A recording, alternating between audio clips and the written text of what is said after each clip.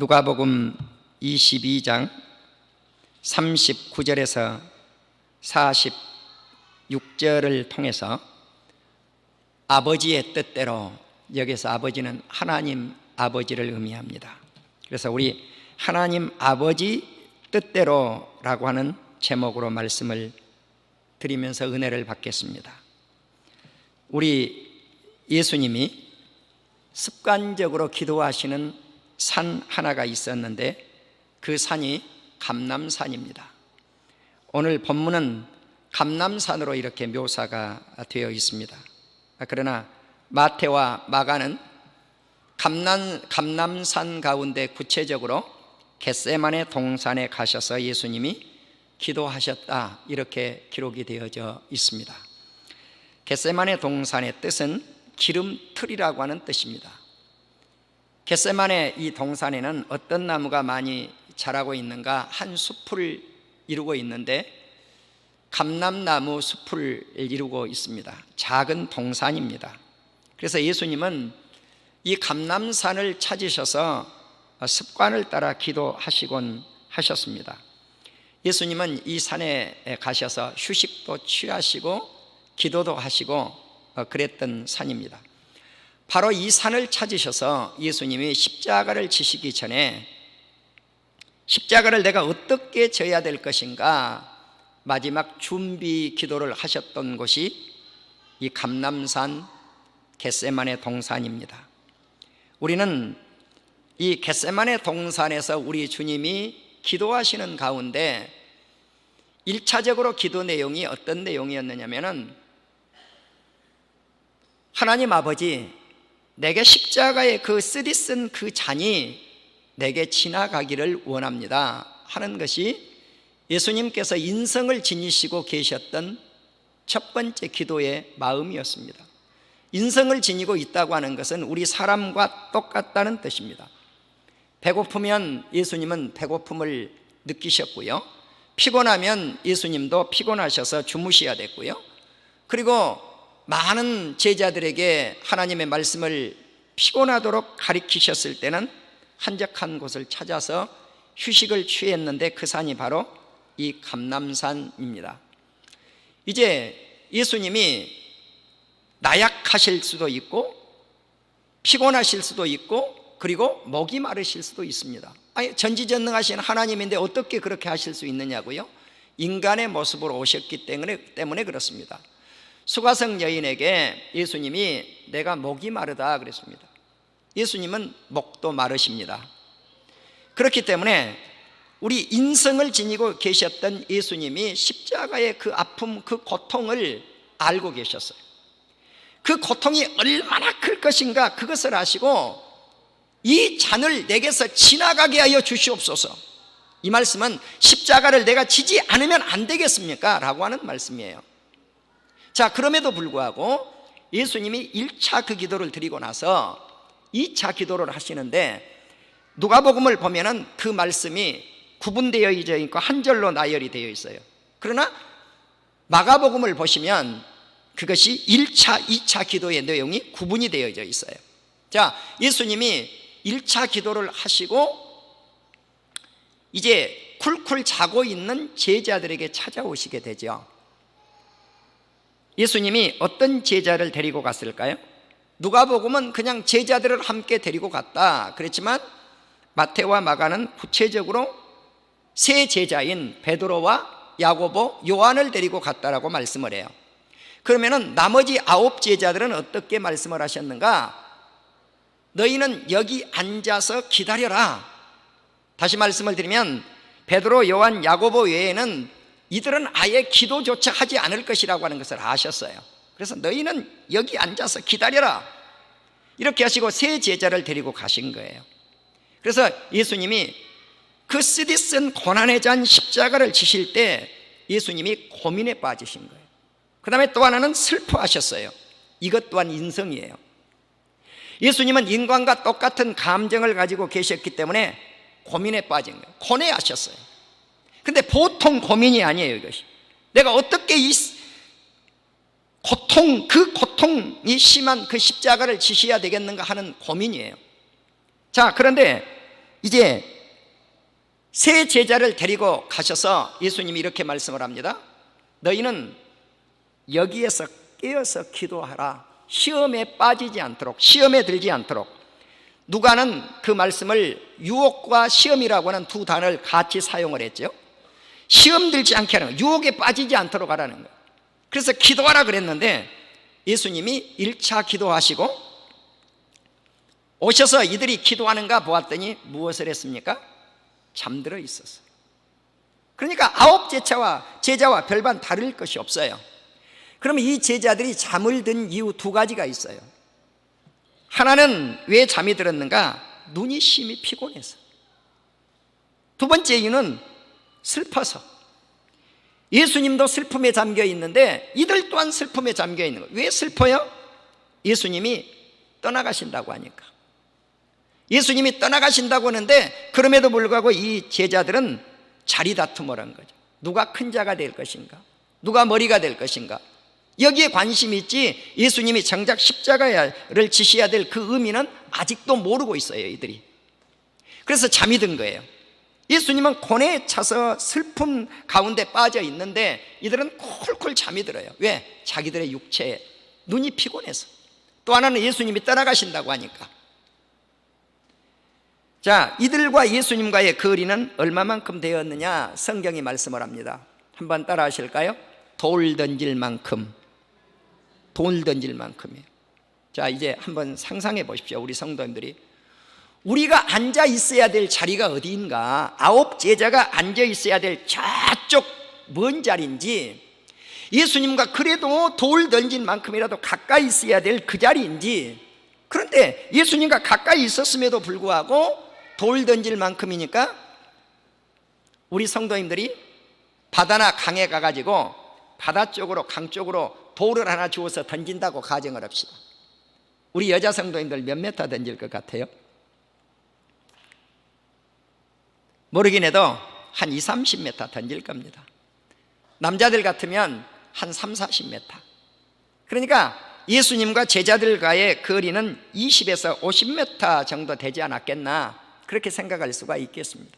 그러니까 예수님은 좀 더 깊숙이 들어가서 겟세마네 동산 안에 들어가서 기도를 하신 거죠. 더 깊숙한 곳으로.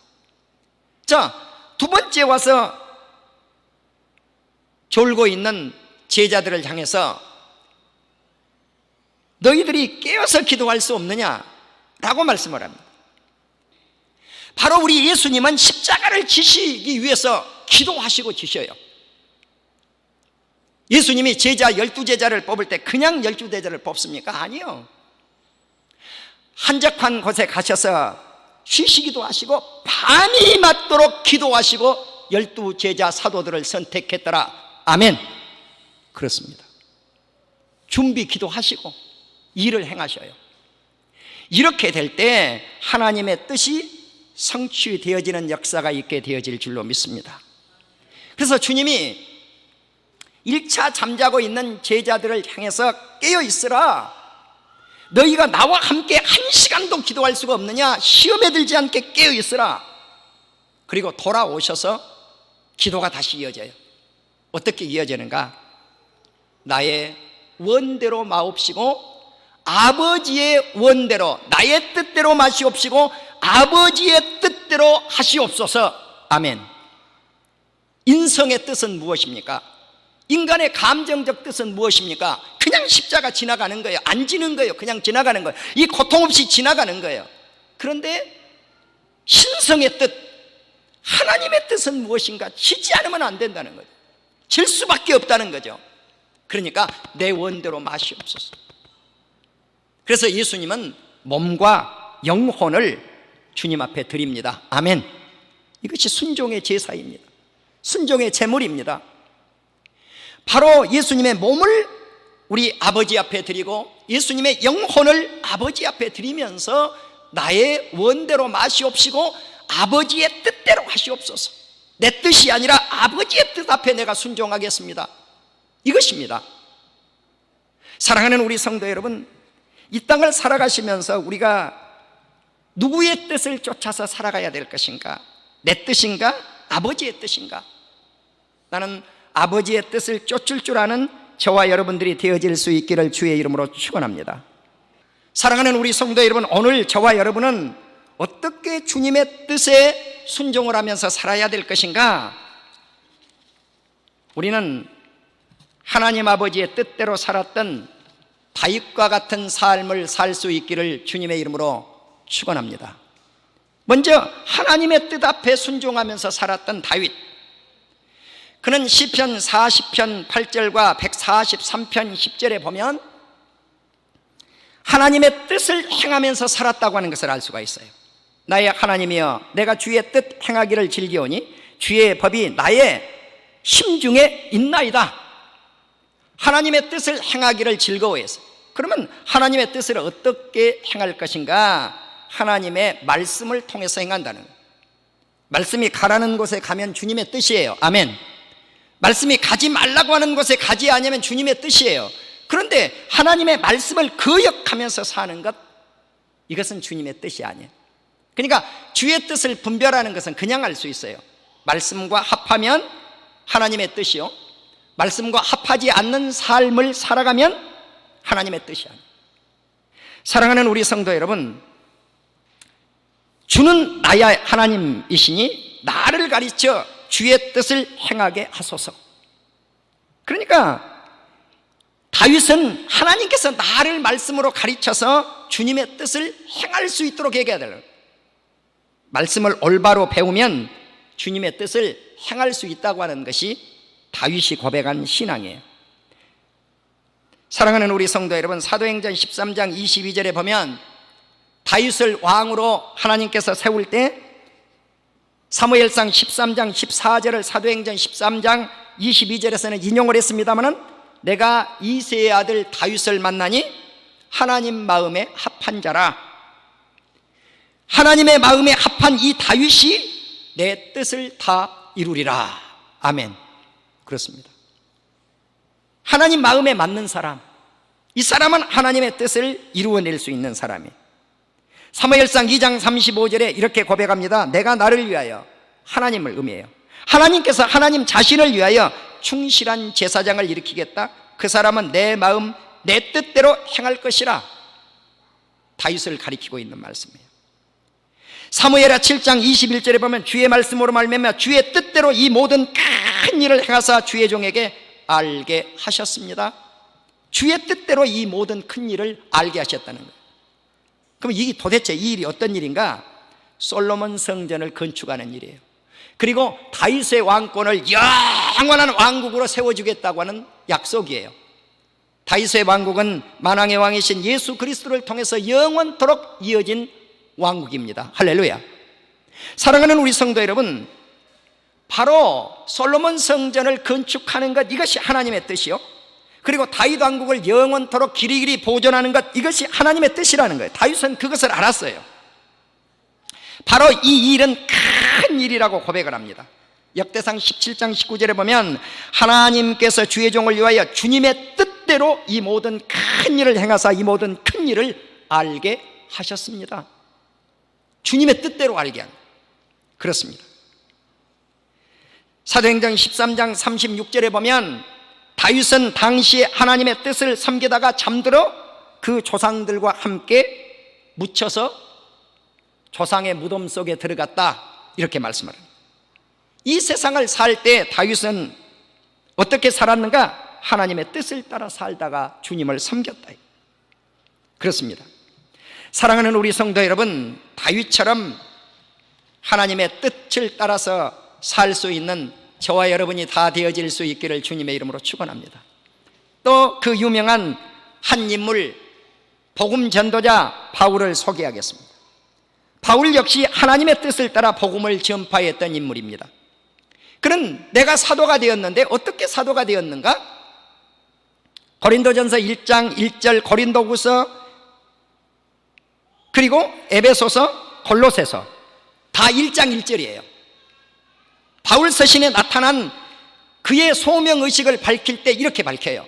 주의 뜻을 따라 예수 그리스도의 사도가 된 바울은 그래요.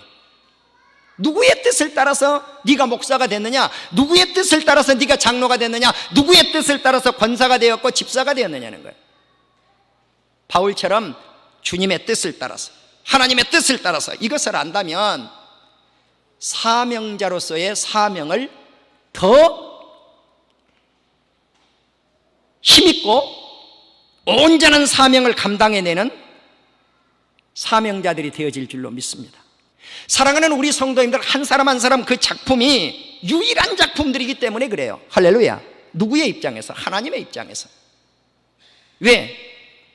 하나님의 뜻대로 저와 여러분을 하나님께서 만드셨기 때문에 그렇습니다. 분명합니다. 하나님의 뜻대로 하나님께서 작품을 만드셨습니다. 이제 저와 여러분은 하나님의 작품인 것을 우리가 깨닫고 이제 살아갈 때 소명의식을 더 강하게 느끼고 사는 역사가 있게 될 줄로 믿습니다. 사랑하는 우리 성도 여러분, 우리는 바울처럼 소명의식을 갖고 살아갈 수 있는 저와 여러분들이 되어질 수 있기를 주님의 이름으로 축원합니다. 그렇기 때문에 바울은 사도행전 21장 14절에서 그가 권함을 받지 아니하고 우리가 주의 뜻대로 이루어지이다. 복음을 전파할 때 모든 되어지는 것이 사람의 뜻이 아니라 하나님의 뜻대로 이루어지기를 원하는 거예요. 그리고 복음을 전파할 때 내가 어느 땅에 가서 예수님을 전해야 되겠다, 로마에 가서 전해야 되겠다, 이것도 내 뜻대로 로마에 가서 전파되어지는 게 아니에요. 실은 바울은 아시아에서 복음을 전하기를 원했어요. 그게 자기 뜻이에요. 그런데 아시아에서 복음을 전하기를 원했는데 저 마게도냐 바다 건너편에 있는 마게도냐 사람이 불러요. 이리 건너오라고. 이것이 유럽 전도의 길이에요. 복음 전파가 그렇게 해서 이루어진 거예요. 로마도 마찬가지예요. 로마서 1장 10절에 보면 어떻게 하든지 하나님의 뜻 안에서 너희에게로 나아갈 좋은 길 얻기를 구하노라. 로마에 갈 때 내 뜻이 아니라 하나님의 뜻대로 로마에 가기를 원합니다.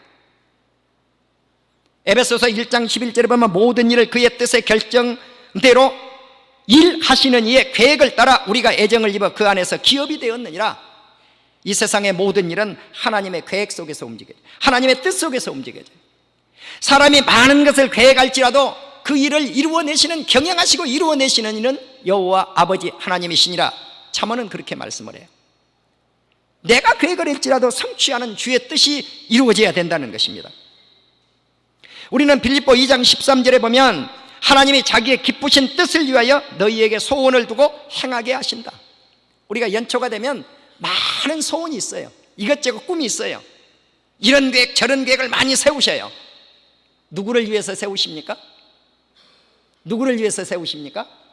다 내 계획이라고. 내 계획, 내 교회 계획이라고 그래요. 자, 이 땅에 있는 모든 교회들이 자기 교회 계획이라고 그래요. 개교의 계획입니까 그것이? 여러분, 한 교회 한 교회들이 계획을 세웠는데 자기 교회의 계획입니까? 천국을 이루는 하나님의 계획이에요. 할렐루야. 믿습니까? 마지막을 보십시오. 그 일을 통해서 무엇을 하는지 다 주님의 뜻을 이루기 위한 계획들이에요. 바울은 사람이 만나고 떠나고 하는 것도 하나님의 작정 속에 있고 계획 속에 있다는 거죠. 사도행전 18장 21절에 보면 에베소 교회 성도들과 헤어지면서 이렇게 말씀을 해요. 만일 하나님의 뜻이면 너희에게 돌아오리라. 하나님의 뜻이면 돌아올 거라는 거예요. 인간의 계획이라고 하면 다시 만날 수 없겠지만, 그런데 사도행전 20장 27절에서 그렇게 떠났던 바울이 에베소 교회 장로님들을 밀레도에서 만나요. 고별 설교를 하면서 이렇게 말씀을 해요. 이는 내가 꺼리끼지 않고 하나님의 뜻을 다 여러분에게 전하였습니다. 사랑하는 우리 성도 여러분, 우리는 바울처럼 하나님의 뜻을 따라서 모든 일을 행할 수 있는 저와 여러분이 되어질 수 있기를 주님의 이름으로 축원합니다. 데살로니가전서 5장 12절에서 18절 내용 가운데 우리 성도님들이 기억난 것은 이거밖에 없어요. 항상 기뻐하라, 쉬지 말고 기도하라, 범사에 감사하라. 이는 너희를 향하신 하나님의 뜻이니라. 이거밖에 생각이 안 나요. 왜? 항상 그 소리만 들었으니까. 그러나 거기 본문에는 그 말씀만이 항상 기뻐하고 쉬지 말고 기도하고 범사에 감사하고, 이것이 너희를 향하신 하나님의 뜻뿐만 아니라 수고하고 주 안에서 너희를 다스리시며 구원하시는 그 하나님을 아는 것, 이것도 너희를 향하신 하나님의 뜻이요. 사랑하고 화목하는 것, 이것도 너희를 향하신 하나님의 뜻이요. 게으른 자를 권계하고 교훈을 주고 꾸짖고, 마음이 약한 자를 격려하고 힘없는 자를 붙들어주고 모든 사람에게 오래 참는 것, 이것도 너희를 향하신 하나님의 뜻이요. 악으로 악을 갚지 말고 모든 사람에게 항상 선을 따르는 것, 이것도 너희를 향하신 하나님의 뜻이니라. 아멘. 그렇습니다. 우리가 이 세상에서 고난받는 것도 하나님의 뜻입니다. 베드로전서 3장 17절에 보면 선을 행함으로 고난받는 것이 하나님의 뜻일진데, 그렇습니다. 선을 행하면서 고난받는 것, 이건 하나님의 뜻이에요. 그러나 악을 행하면서 고난받는 것, 이것은 하나님의 뜻이 아니에요. 나는 이 땅에서 일어나는 모든 일이 하나님의 뜻과 계획 속에서 이루어지고 있다고 하는 사실을 믿는 우리 온 성도님들이 다 되어질 수 있기를 주님의 이름으로 축원합니다. 이제 우리는 다시 한번 예수님이 어떻게 그러면 하나님의 뜻을 따라서 이 땅에 오시고 사셨는지 다시 한번 더 언급을 하겠습니다. 우리는 예수님의 탄생과 예수님의 삶과 예수님이 십자가 지시는 그 속에서 하나님의 뜻을 어떻게 성취하셨는가, 이사야 53장 10절에 보면 예수님은 몸만 드린 것이 아니라 영혼을 속건제물로 드렸는데 이것이 하나님의 뜻이라고 말씀을 합니다. 그의 손으로 여호와께서 기뻐하시는 뜻을 성취했다. 하나님의 손으로 하나님께서 기뻐하시는 뜻을 성취했다. 이것은 예수님을 여호와의 대속적 순종을 통해서 하나님을 기쁘게 하시는 것입니다. 대속적 순종, 무슨 말입니까? 우리 대신 죄를 지시는 그 순종. 예수님이 십자가를 지신 목적은 예수님의 자녀들을 구원하시기 위함이었습니다. 이것 때문에 대속적 순종이 이루어진 것입니다. 사도행전 2장 23절에 보면 예수님이 하나님께서 정하신 뜻과 미리 아신 대로 내준 바 되었거늘, 바로 정하신 뜻, 하나님의 정하신 뜻대로 십자가에 내어주게 되었다는 거죠. 그 다음 사도행전 2장 24절에 보면 하나님께서 예수를 사망의 고통에서 풀어 살리셨으니 이는 그가 사망에 매여 있을 수 없음이니라. 그렇습니다. 십자가에 죽인 것은 죄 많은 인류를 속죄하기 위한 길을 여시기 위한 것이고, 예수님이 죽음 가운데서 사신 것, 이것은 예수님이 죽음 가운데, 고통 가운데 계속해서 매여 있을 수 없기 때문이라는 것입니다. 요한복음 1장 12절에 보면 영접하는 자 곧 그 이름을 믿는 자들에게는 하나님의 자녀가 되는 권세를 주셨으니 이는 혈통으로나 육정으로나 사람의 뜻으로 아니하고 오직 하나님께로부터 난 자라고 말씀을 합니다. 사람의 뜻이 아니라 하나님의 뜻에 의해서 난 자, 태어난 자, 이 사람들이 예수 그리스도를 믿는 권속들입니다.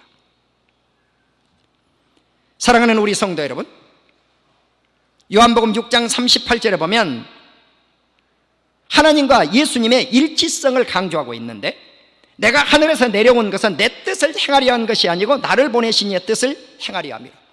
예수님이 하늘 보좌를 버리시고 이 세상 속에 내려오신 것은 예수님 자신의 뜻을 성취하기 위함이 아니라는 거예요. 하나님의 뜻을 성취하기 위함이라는 것입니다. 요한복음 6장 40절에 보면 그 다음 절을 보시면 내 아버지의 뜻은 아들을 보고 예수님을 보고 믿는 자마다 영생을 얻게 하는 이것이라는 거예요. 하나님의 뜻이 어디에 있는가? 아들 예수를 보고 믿는 자마다 영생을 얻게 하는 것, 이것이 하나님 아버지의 뜻이라는 사실입니다. 나는 저와 여러분들이 이처럼 다윗과 바울과 같이 하나님의 뜻에 합당한 삶, 그리고 예수님조차도 하나님의 뜻을 위해서, 성취를 위해서 이 땅에 오셨고 삶을 사셨고 십자가를 지셨다는 사실이에요. 자, 그렇다면 우리는 예수님이 기도 속에서 하나님의 뜻을 이루어지기를 소망했다면 마태복음 6장 10절을 음미해 볼 필요성이 있어요. 주기도문은 무엇을 성취하기 위한 주기도문이란, 나의 뜻을 성취하기 위한 것인가? 아니에요. 첫 번째가 뭡니까? 하늘에 계신 우리 아버지여, 이름이 거룩히 여김을 받으시오며 나라 임하옵시며 뜻이 하늘에서 이루어진 것 같이 땅에서도 이루어지기를 원한다는 거죠. 할렐루야. 이것이 첫 번째 우리의 기도가 돼요. 하늘 뜻이 이 땅의 뜻이 돼요. 하나님의 뜻이 이 땅에서 저와 여러분을 통해서 이루어져야 되는 것이, 이것이 하나님의 뜻이에요. 요한일서 5장 14절에 보면 하나님의 뜻대로 무엇을 구하면 듣으신다는 거예요. 그렇기 때문에 우리가 기도를 할 때도 그냥 기도하는 것이 아니라 하나님의 말씀을 붙잡고 말씀에 합당한 기도를 찾아서 기도하면 그것이 하나님의 뜻이에요.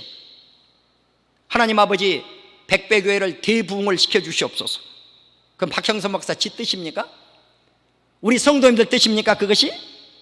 아니에요. 그것은 하나님의 뜻인 줄로 믿습니다. 우리 예수님의 뜻인 줄로 믿습니다. 그렇습니다.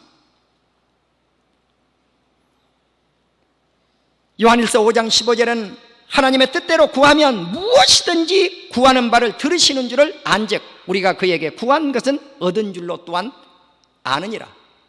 하나님의 뜻대로 우리가 기도했다면 받은 줄로 믿으라는 것입니다. 자, 그렇지만 우리가 하나님의 뜻을 거역하면 어떻게 될 것인가? 시편 106편 32절과 33절을 보면 무리바 물가에서 백성들이 모세를 원망해요. 이것은 하나님의 뜻을 거역한 것이죠. 시편 107편 10절과 11절에 보면 사람이 흑암과 사망의 그늘에 앉을 때 곤고와 쇠사슬에 매인 이유가 뭐냐는 거죠. 하나님의 뜻을 멸시했기 때문에, 하나님의 말씀을 거역하고 하나님의 뜻을 멸시했기 때문에 그렇습니다. 이제 우리는 예수님의 뜻 앞에 순종할 수 있는 우리 온 성도님들이 되어질 수 있기를 주님의 이름으로 축원합니다. 그리고 예수님처럼 아버지 하나님의 뜻을 어떻게 성취하며 살아갈 것인가? 오늘 한 주간, 오늘도 마찬가지고 한 주간 우리 성도님들이 살아가시면서 하나님의 뜻을 발견하고 행할 수 있는 저와 온 성도님들이 다 되어지기를 주의 이름으로 축원합니다. 기도하십시다.